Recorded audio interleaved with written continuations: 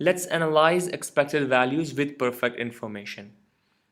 Perfect information idea relates to the game theory where we expect that the decision maker is having all the relevant information when he is making a decision. So perfect information is that situation where all relevant information is available to the decision maker. You can analyze this through a simple chess game where each player can see all the pieces on the board at all times and he can get all the information. And if he would be able to process the perfect information about all the pieces, he will make a move which will be beneficial for him. If he will miss out some of the information, he will take a less than the best decision. The perfect information idea can be applied to the businesses where I can say that if I would have a perfect information about the taste, trends, market size, market share, and so my expected demand, I would be supplying specific quantity with a specific quality at a specific price where demand and supply will meet each other and I'll be making the maximum profit. To analyze it a little further, let's take the example of this payoff chart where I have my demand as 0, 2, 4, and 6, and the probability of demand is 10%, 30%, 40%, and 20%. And I have a choice of supplying the units. I may supply no units, 2 units, 4 units, or 6 units. If I'm supplying no units and the demand is also 0, I will make no profit, no loss. And even if the demand will increase, I cannot increase my profit because I'm not supplying any units. If I would be supplying 2 units and there is no demand in the market, my units will be lost and so I will have a loss of $80. And when I'm supplying 2 units and demand is also 2, which is 30% chance that it will happen, there will be $40 profit I can make. Now, even if the demand will increase, since I'm not supplying any more units, I can make this maximum profit of 40.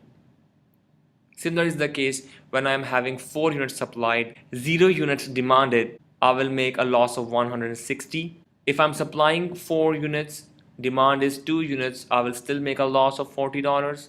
If my units of supply and units of demand will match each other, I will be making maximum profit of 80, which cannot further increase even if the demand is increasing.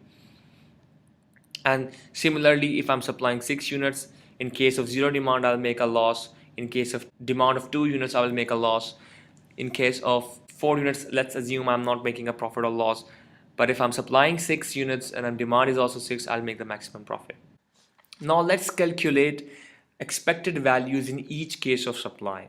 So if I am not supplying anything, multiplying it with the demand probabilities, I will be having $0 with me. If I am supplying 2 units, there are 10% chances I will make a loss of 80, 30% chances of making a profit of 40, further 40% chances of making a profit of 40, further 20% chances of making a profit of 40. So if I'll add them all together, I'll get 28. Similarly, in case of supplying 4 units, I have 10% chances of making a loss of 160, 30% chance of making a loss of minus 40, 40% chance of making a profit of 80, and further 20% chance of making a profit of 80. Adding them all up will give me $20. If I'm supplying 6 units, similarly the profit will be calculated and expected value of profit is minus 36, which is a loss. Now since the best profit here is 28, I'm likely to supply 2 units if I will not have perfect information.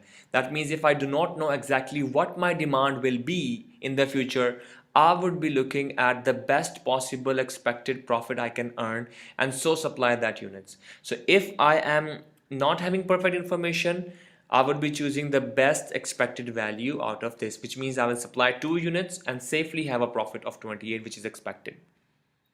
Now, if we will have perfect information, when 0 demanded, I'll supply 0. When 2 will be demanded, I'll supply 2. When 4 will be demanded, I'll supply 4. When 6 will be demanded, I'll supply 6.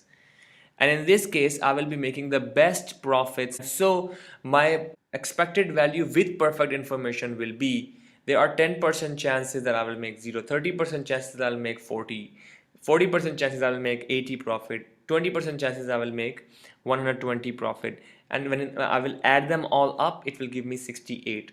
So expected value with perfect information is the best profits in each case, giving you the best profits. Without perfect information, we will see in each case how in each case of supply how much of profit I'm gonna make, and the best I will choose.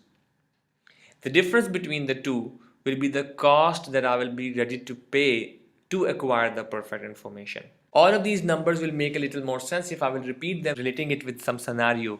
For example, I want to get the information about all the school graduates in a town, and there is a website keeping that database, and they are ready to give me that database at a cost. If I will not have the database, I would be arranging my business based on less than perfect information. Whatever information available, I will go for the best choice that I can make any kind of profit out of it. But if the website will give me the information, I would be having expected value with perfect information. Assume without perfect information, I have 4 choices in which I will see making a profit of 28 is the maximum.